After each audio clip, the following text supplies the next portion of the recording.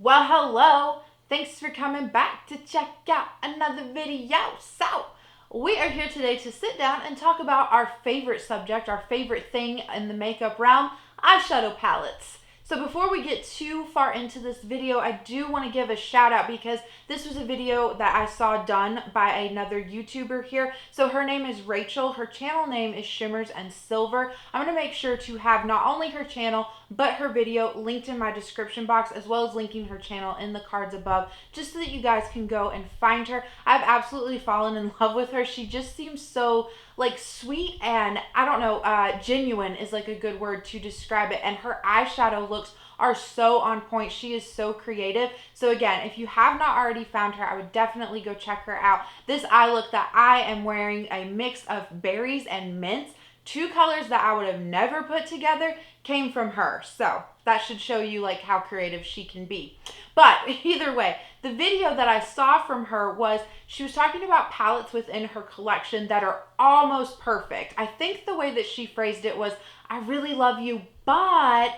So the idea is that these are palettes that, yes, at the end of the day, really do love, really do enjoy. There's just one or two things that I would love to change about them to make them my perfect palette. I just really thought that this was a fun idea. Hopefully you guys are, along for the ride, and let's get right on into this without any further rambling. Okay, so I definitely feel like I forgot to mention something in that introduction, but Editing Haley always comes in and saves the day, and the description box will have any information that I forgot to mention.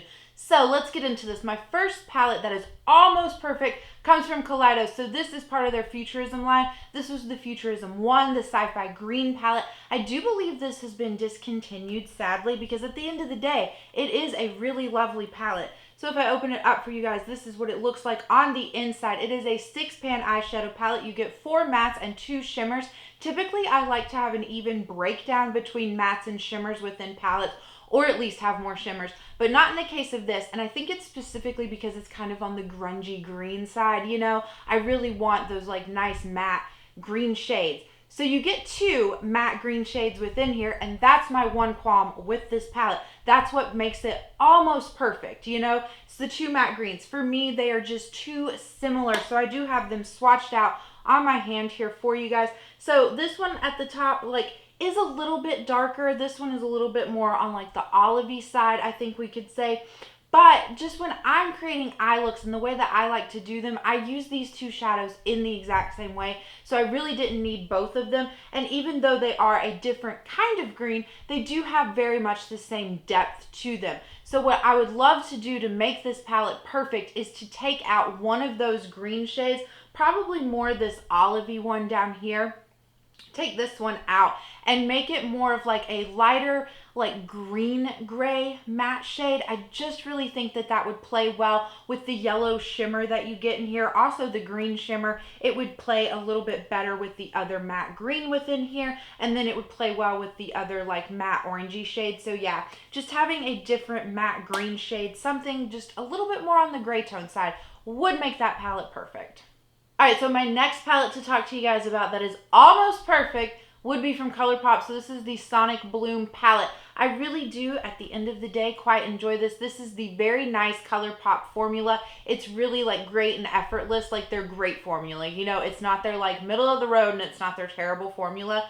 I absolutely love that these darker matte shadows down here are exactly what you get on your eyes. What you see is what you get, that kind of richness, that nice pigment, it's just all there. There's not a lot of building up that you have to do. So my issue with this palette, I have 2. First being this matte, well, it's not a matte. I mean, I guess it is a matte. I'm arguing with myself. This shade here called Field Trip, it's one of those cream kind of peachy colored shades, but it's a matte with glitter in it, and I just don't enjoy those. I know that the glitter is supposed to help shades blend out a little bit better, as what I've been told, but why this shade should blend out fine on its own. This is a safe and easy color to make, you know what I mean? So I just don't get behind that formula. And then these 2 shadows right here in the middle, much like with the Sci-Fi Green palette, they just come off a little bit samey on the eyes, on my, how I personally like to do my makeup. So what I would love to see within this palette, instead of these 3 shadows, is maybe a nice, not canary yellow matte kind of shade, but like a mustard yellow matte. Like, would that not just tie into the fall vibes that you get from this palette? It would also be really nice to have like a, maybe not like bright in your face kind of orange shadow, but like a muted kind of grungy matte orange shadow. I just feel like the yellow and the orange is what's really missing from this, specifically a matte version of those two colors. So if that was included within this palette, that would really elevate its status into perfect. All right, so if you have been here for any length amount of time, you know there's another ColourPop palette within my collection that is almost perfect.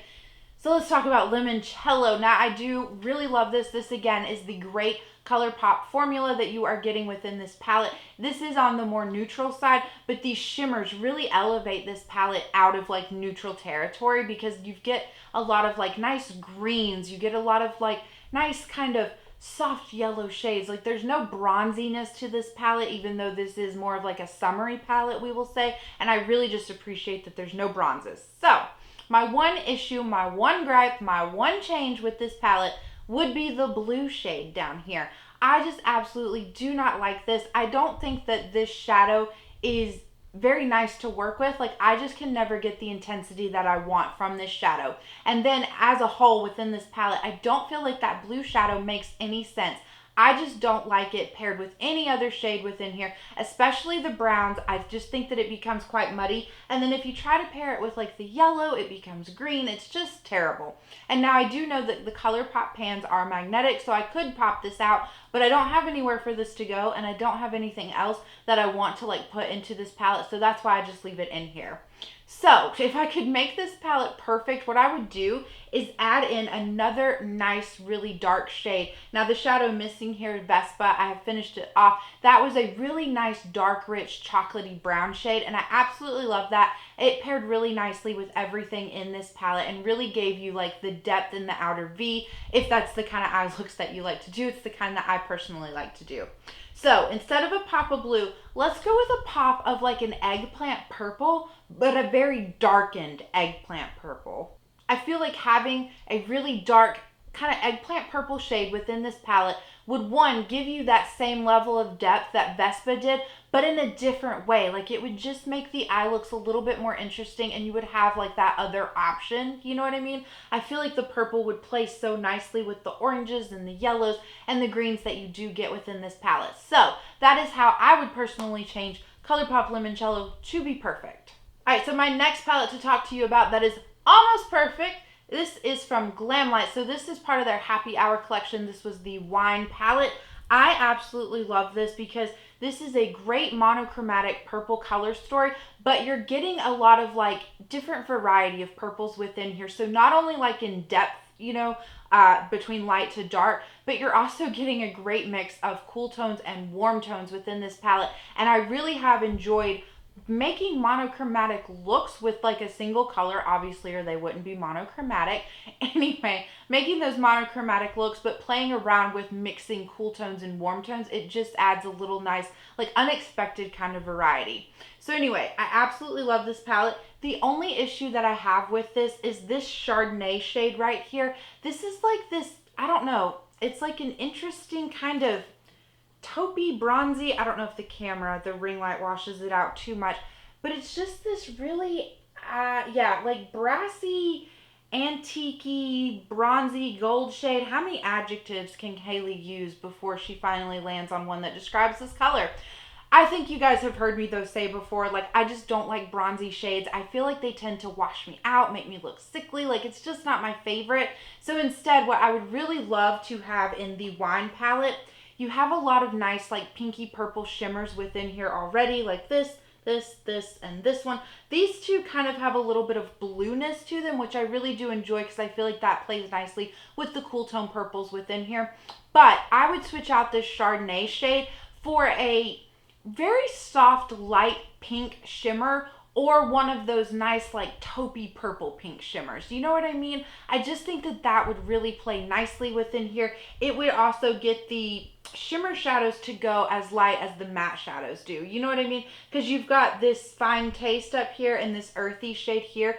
Both of those are on the more purple side, but they're really light and lovely. However, within the shimmer shadows within this palette, you don't go as light as those two mattes, and I just think that that would make this palette absolutely perfect.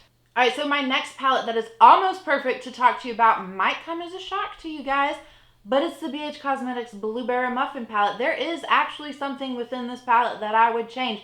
Now, I still really love this palette. This is still one of my absolute favorite, hands down, palettes from BH Cosmetics. The background of this is so reflective, so I apologize. I don't even think I'm gonna really hold it up. I'm sure you guys are all familiar with what Blueberry Muffin looks like.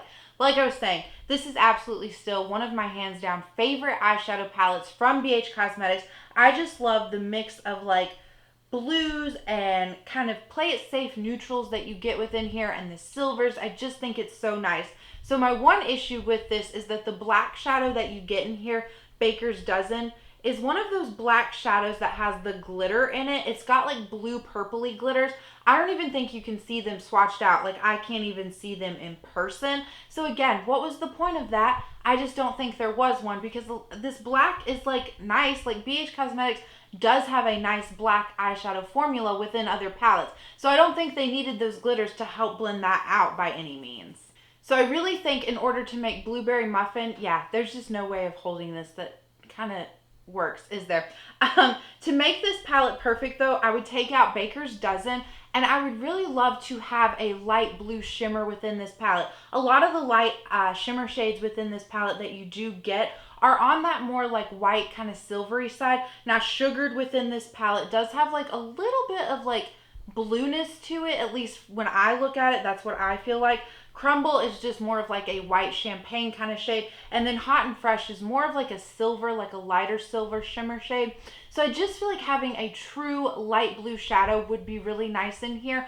Or if you wanted another matte eyeshadow, I think having something more along the lines of like a cool tone purple would really play nicely within this palette.